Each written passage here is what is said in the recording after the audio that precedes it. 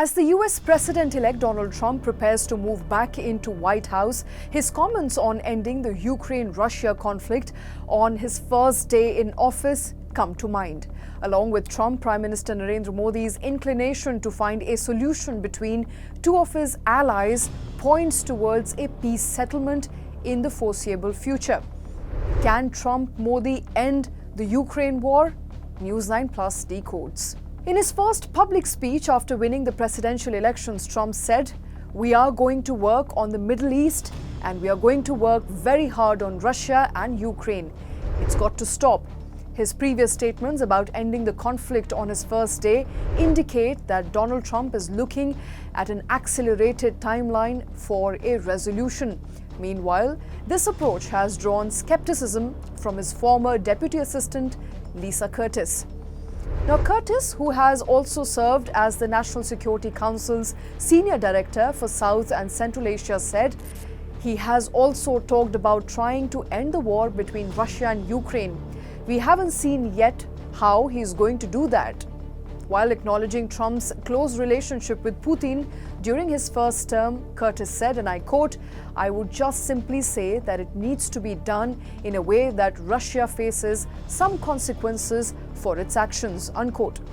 Now, meanwhile, Prime Minister Modi has taken a humanitarian stance in order to have the two countries resolve their conflict. During a meeting with Ukrainian President Volodymyr Zelensky, Modi said that he hopes to see the rising sun of peace. Can Modi find a balance between Russia, Ukraine, as well as the Americans? Well, Modi has close ties with both Zelensky and Putin.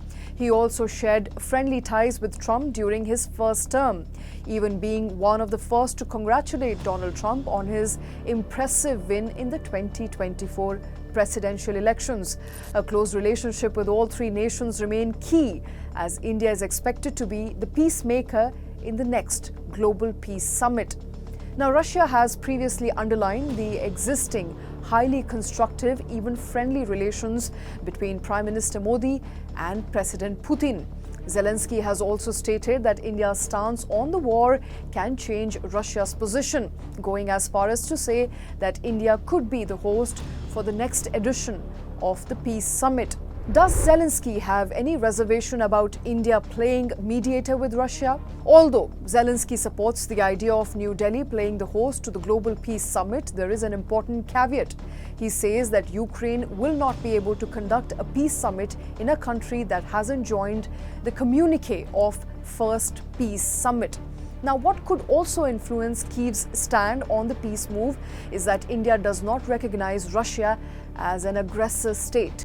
What will it take for Russia and Ukraine to reach a peace settlement amid recent push for Trump? Well, Ukraine continues to prioritize security amid Trump's recent push.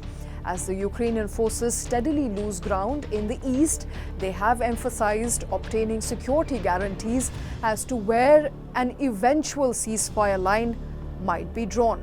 Roman Kostenko, the chairman of the Ukrainian Parliamentary's Defense and Intelligence Committee, said that talks should be based on guarantees, further adding that for Ukraine, nothing is more important.